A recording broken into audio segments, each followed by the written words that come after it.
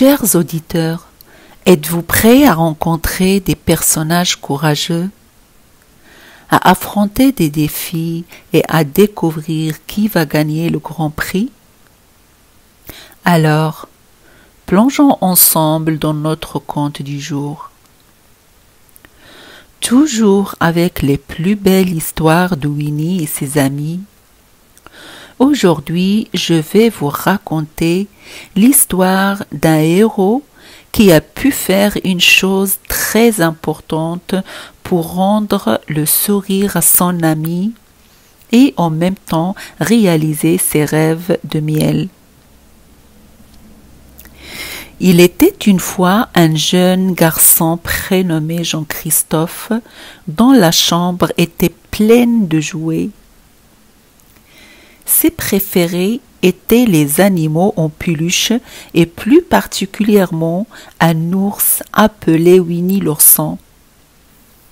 Le garçon et ses amis jouaient dans la forêt des rêves bleus, un lieu merveilleux. Un matin, en se réveillant, Winnie constata que son ventre gargouillait. Il savait que le seul moyen de le calmer était de le remplir de miel délicieux. Winnie chercha du miel dans ses placards. Malheureusement, chacun des pots qu'il trouvait était désespérément vide. Puisqu'il n'y avait plus de miel à l'intérieur, il ne lui restait plus qu'à s'aventurer dans la forêt des rêves bleus pour essayer d'en trouver. Soudain, Winnie aperçut une ruche. Comme les ruches contiennent habituellement du miel, Winnie était plein d'espoir, bien qu'un peu inquiet. L'expérience lui avait appris que les ruches pouvaient être des endroits très désagréables lorsque les abeilles s'y trouvaient. Winnie décida de se déguiser en branche d'arbre pour s'approcher de la ruche. Mais les abeilles ne furent pas dupes. Un énorme essaim en colère sortit de la ruche et obligea Winnie à s'enfuir. Il décida d'aller rendre visite à ses amis. L'un d'entre eux aurait sûrement du miel à partager. Dans un autre endroit de la forêt des rêves bleus, Bourriquet accueillait cette journée en se disant « Pourquoi ? À quoi bon ?»« Bonjour, Bourriquet, dit Winnie. Tu n'aurais pas du miel par hasard ?» Mais Bourriquet n'avait pas de miel du tout. Winnie regarda son ami avec étonnement. « Bourriquet, dit Winnie, qui est-il arrivé à ta queue ?»« Que lui est-il arrivé ?» s'étonna Bourriquet. « Eh bien, elle n'est plus là, » lui fit remarquer Winnie. Soudain, ils virent Maître Ribot sur une branche d'arbre près de la maison de Bourriquet. Winnie lui demanda de les aider à retrouver la queue de Bourriquet. Maître Ribot suggéra de remettre une récompense à celui qui trouverait une queue de remplacement. Il proposa à Winnie de demander à Jean-Christophe d'écrire les inscriptions sur les pancartes qu'il afficherait dans toute la forêt. Le garçon fit plusieurs grandes pancartes sur lesquelles il écrit « Une chose très importante à faire ». Chacune avait une ou deux fautes d'orthographe, mais personne ne risquait de les remarquer, car les habitants de la forêt des rêves bleus n'étaient pas très bons en orthographe.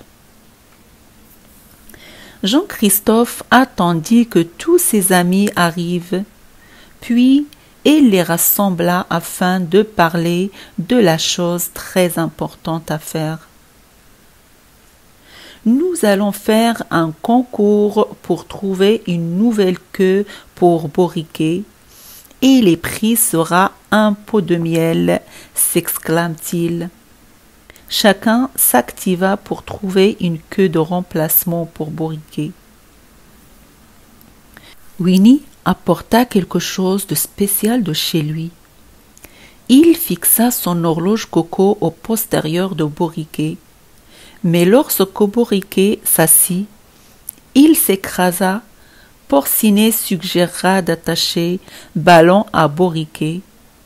Mais le problème avec un ballon en guise de queue, c'est qu'il vous conduit où il veut et non le contraire. Les amis essayèrent de tas d'autres choses pour remplacer la queue de Boriquet, mais sans aucun succès. Lorsqu'elle vit Boriquet s'est abattu, Maman Gourou attacha son écharpe au postérieur de Boriquet. Mais Winnie se rendit vite compte que des fils traînaient par terre et il les suivit jusqu'à Boriquet. « Boriquet, ta queue ?»« Oui, elle est toute effilochée. Je suis revenu au point de départ, dit Boriquet. » C'est alors que Winnie remarqua un mot sur la porte d'entrée de Jean-Christophe. Il était perplexe et décida de l'apporter à Maître Hibou. « Montre-moi ça, dit Maître Hibou. Il n'y a pas de mot que je ne sache déchiffrer. » « Il est marqué, comment ça, Maître Hibou? Sorti, occupé, poilant, signé Jean-Christophe. »« Oh non! Notre cher ami Jean-Christophe a été capturé par une créature appelée Poilon. » Les amis honnèrent le souffle coupé. Mais ensuite, Tigrou demanda « Qui est ce Poilon ?» Maître Hibou expliqua « Oh, c'est une horrible créature méchante, féroce et pire que tout, terriblement occupée. » Coco Lapin suggéra un plan astucieux. Il rassemblerait toutes les choses qu'aimait Poilon et les éparpillerait sur le chemin pour qu'ils les suivent à la trace jusqu'au dans un trou. Poilon sera alors pris au piège et Jean-Christophe sera libéré. Avant leur départ, les sauveteurs dirent à Maître Hibou qu'avec un peu de chance, il ne serait pas long. Maître Hibou remarqua que Palon ressemblait beaucoup à Poilon. Pendant un instant, elle trouva cette coïncidence intéressante, bien que pas très importante. Winnie et Porcinet se mirent à la recherche d'un endroit pour creuser le trou. Lorsqu'ils eurent trouvé le meilleur emplacement, Porcinet creusa un trou très profond, puis le recouvrit d'une couverture qu'il avait apportée et y posa un pot de miel vide pour mieux dissimuler le piège. Les autres amis traçaient à travers la forêt des rêves bleus un chemin à partir des objets. Chaussettes, assiettes, jouets, horloges, etc. Pendant ce temps, Tigrou avait décidé de chasser Poilon de son côté. Il était sûr de l'avoir trouvé lorsqu'il sauta sur Boriquet dans la forêt. « Toi et moi, allons attraper Poilon ensemble, » déclara Tigrou. Tigrou se déguisa en Poilon et montra à Boriquet comment un tigre devait bondir sur le monstre pour le forcer à se rendre. Pendant ce temps, Un Winnie très affamé avait découvert une ruche toute proche. Il demanda de l'aide à Porcinet. « Une fois que je t'aurai envoyé dans l'arbre, tu me tendras la ruche, lui ordonna Winnie. Porcinet s'envola et atterrit dans la ruche. Winnie frappa la ruche avec un bâton, espérant en faire sortir Porcinet. Porcinet et la ruche tombèrent. Les abeilles en colère sortirent en masse. Les deux amis dévalèrent la pente et heurtèrent un coco-lapin très agacé. Les ruches ne sont pas sur ma liste de choses qu'un poêlon. Avancez, avancez, il nous reste tant de choses à faire. Le plan pour capturer Poilon et délivrer Jean-Christophe était presque terminé. Coco-lapin, pouvons-nous nous arrêter pour déjeuner? Demande Winnie. Nous ne nous reposons pas tant que nous n'avons pas retrouvé Jean-Christophe, insista Coco-lapin. Essaie de penser à lui plutôt que de penser à du miel. Winnie fit de son mieux pour se concentrer, mais quelque chose de très étrange se produisit. L'ombre de Winnie commença à ressembler à un pot de miel. Tandis que ses amis parlaient, Winnie n'entendait plus qu'une chose: miel, miel, miel. Ensuite, tout ce qui se trouvait sous ses pieds fut emporté par une vague géante de miel. Winnie plongea, nagea, flotta dans le miel et l'avala goulûment. Et pouf, le merveilleux rêve de Winnie prit fin. Son océan de miel n'était en fait qu'une flaque de boue. Et Winnie était vraiment très sale. Winnie se nettoya et continua son chemin. Il se trouva face à un grand pot de miel posé au centre d'une nappe. Winnie était si excité à l'idée du miel qu'il ne reconnut pas le piège destiné à Poilon qu'il avait lui-même posé plus tôt avec Porcinet. Winnie tomba au fond du trou et le pot du miel tomba aussitôt sur sa tête. Malheureusement pour Winnie et son estomac, le pot était encore vide. Pendant ce temps, les amis de Winnie étaient revenus près du trou. Bourriquet montra sa nouvelle queue au groupe. Il s'agissait d'une ancre. Ensuite, ils entendirent des bruits étranges en provenance du piège tendu à Poilon. Ils se rendirent vite compte qu'il ne s'agissait pas du Poilon, mais de Winnie l'ourson. Coco-lapin pensa que la queue de Bourriquet pourrait être la solution au problème de Winnie, et il l'envoya au fond du trou.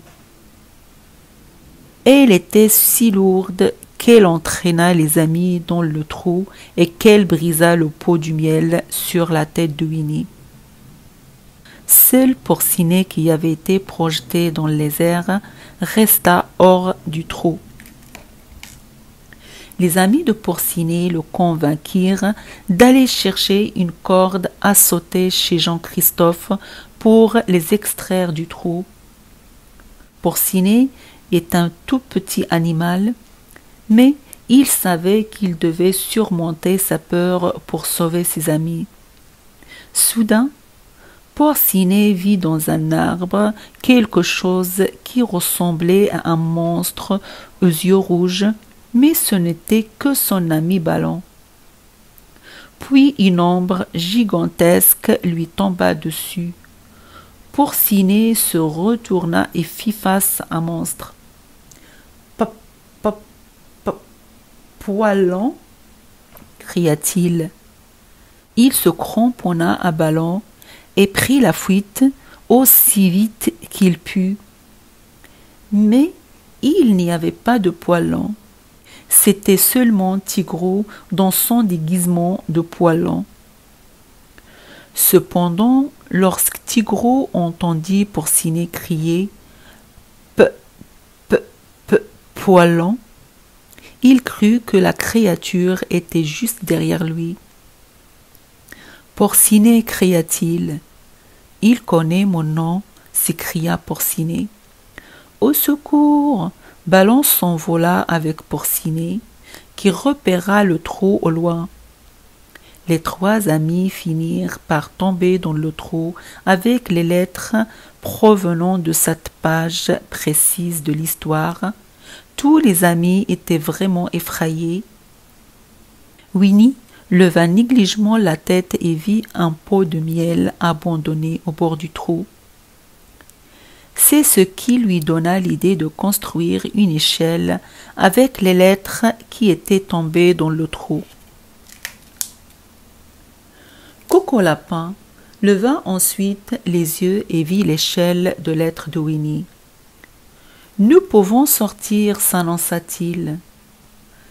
Soudain, les amis entendirent un bruissement dans les buissons. « Poilan !» s'écrièrent-ils. Mais ce n'était que Jean-Christophe, guidé par Ballon. « Comment as-tu échappé à Poilan ?» demanda Coco Lapin. « Mais de quoi parles-tu ? Qui est ce Poilan ?» demande Jean-Christophe. « La plus affreuse créature que tu puisses rencontrer, répondit Maître Hibou d'un air solennel. Winnie lui tendit le mot. Jean-Christophe expliqua qu'il s'agissait d'un malentendu. Sur le mot, il avait écrit qu'il ne serait pas long, pas Poilan. On donna le pot de miel à Ballon parce qu'il avait sorti ses amis du piège et qu'il les avait aidés à retrouver Jean-Christophe. L'estomac vide de Winnie l'entraîna une nouvelle fois à la recherche du miel tant désiré. Winnie arriva chez Maître Hibou, espérant y trouver du miel, et tira sur la nouvelle sonnette de Maître Hibou. Elle lui rappelait quelque chose. Winnie reconnut soudain la queue de Bourriquet. Il rapporta la queue à Jean-Christophe, qui la fixa solidement à Bourriquet avec un marteau et un clou. « Apportez-moi le grand prix » demanda Jean-Christophe. Winnie n'en crut pas ses yeux. C'était un pot de miel géant. Winnie grimpa aussitôt dans le pot. Tous ses rêves de miel s'étaient enfin réalisés. L'heure est venue de dire au revoir à nos personnages préférés et de vous préparer pour une nuit de sommeil reposante. J'espère que ce conte vous a apporté de la joie et de l'émerveillement. Bonne nuit à tous.